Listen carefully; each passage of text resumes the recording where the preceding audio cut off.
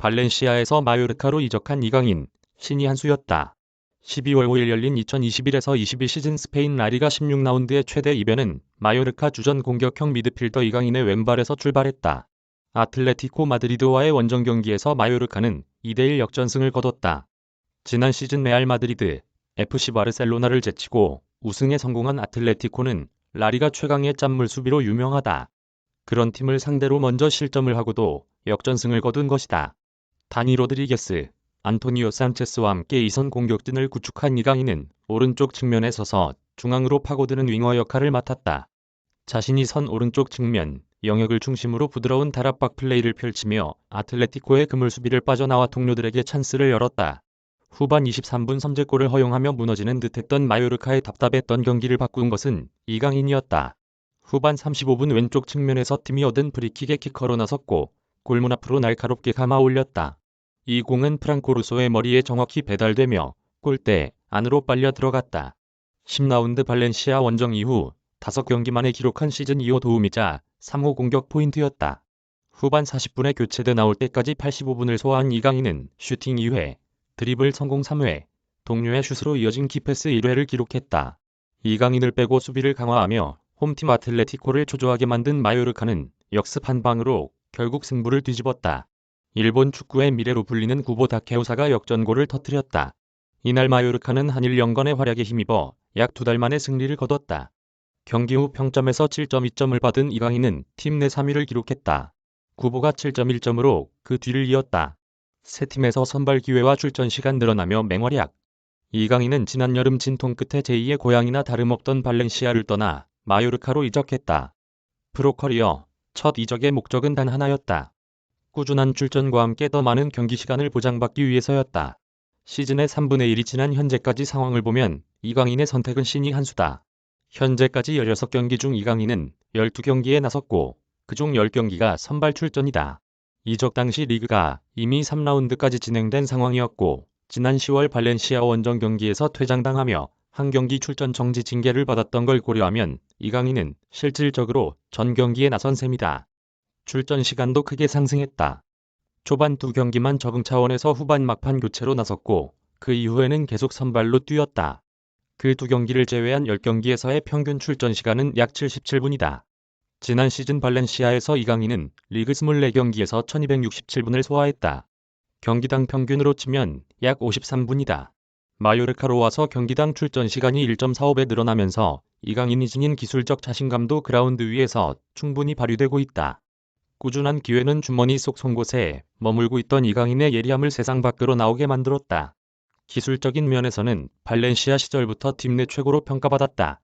마요르카 이적 후에도 레알 마드리드를 상대로 맹활약하며 화제를 모았다.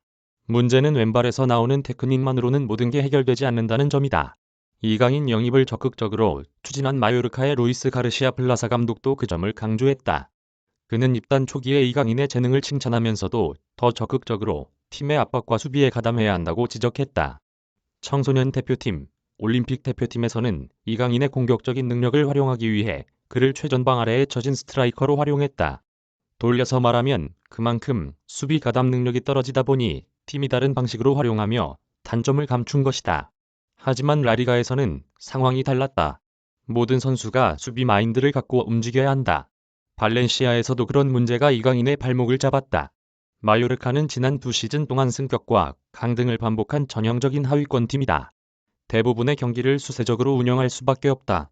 수비 전환 상황에서의 적극적인 가담, 그리고 빠른 템포의 연계와 공격, 전개의 문제를 해결해야만 이강인은 완성형 선수로서 성인 무대에서 경쟁력을 발휘할 수 있는 상황이었다. 마요르카에서 이강인은 부족했던 부분을 잘 메워가는 중이다. 아틀레티코 전후 기자회견에서 가르시아 감독은 이강인이 지금 같은 모습을 늘 보여주면 좋겠다. 최근 그가 빛나는 건 팀을 위해 많은 희생과 헌신을 하고 있다는 부분이라고 말했다. 이어 이강인은 공격적인 능력은 이미 다 갖추고 있다. 탈압박, 슈팅, 세트피스 키커, 라인 사이로 들어가 동료에게 공을 연결하는 건 훌륭하다. 오히려 최근 발전하는 건 다른 부분이라며 수비적인 마인드와 팀을 위한 헌신의 자세가 좋아졌다고 평가했다. 간결해진 템포, 적극적인 수비 가담으로 한층 성장. 실제로 이강인은 수비 가담 빈도를 발렌시아 시절보다 훨씬 높였다. 90분당 평균 압박 횟수가 14.5회인데 최근 출전한 헤타페, 아틀레티코전에서는 그보다 더 늘어난 평균 17.5회를 기록했다. 파울도 적절히 활용하며 발렌시아 시절보다 2배 높은 지표를 기록 중이다. 수비 블록 지표도 새롭게 잡힐 정도로 수비 가담 범위가 넓어졌다. 공을 소유하면서 탈압박을 해야 할지, 전진해야 할지, 아니면 강렬하게 패스해야 할지에 대한 판단도 더 명석해졌다. 가르시아 감독은 영리한 이강인이 우리 팀 시스템 안에서의 역할을 이해하기 시작했다고 칭찬했다. 이강인 역시 마요르카 이적에 대해 현재까지 대만족을 표시하는 모습이다. 무엇보다 열린 소통을 통해 자신에게 신뢰를 보내주는 가르시아 감독에게 감사를 표시했다. 이강인은 마요르카의 플레이 스타일에 맞을 것 같아 이적했고 팀에 기여하기 위해 노력 중이다.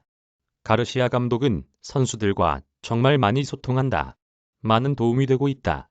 나도 열린 마음으로 대화를 하는 중이라며 발렌시아 시절보다 훨씬 홀가분한 모습을 보였다. 이런 이강인의 성장은 한동안 멀어진 A대표팀으로부터 관심을 받을 수 있는 요소다.